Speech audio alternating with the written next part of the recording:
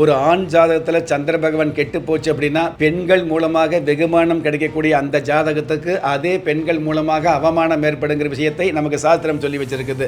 அதே மாதிரி யார் ஒருவர் ஜாதகத்தில் சந்திர பகவான் கெட்டு போயிருக்கிறாரோ அவங்க ஜாதகத்தில் தேவையில்லாத குழப்பங்கள், தேவையில்லாத மனோபயம், தேவையில்லாத வில்லங்கம், அதாவது வீதியில் போகிறத எடுத்து வேட்டிக்குள்ளே விட்டுக்கிற மாதிரி தேவையில்லாத விஷயங்களை உங்களுக்கு நீங்களே பிரச்சனை அப்படிங்கிறது வந்துன்னா பார்க்கலாம். ஆனால் அதே பிரச்சனையை நீங்கள் உருவாக்கி கூட ஒரு சூழல் வந்துகிட்டு இருக்கும்.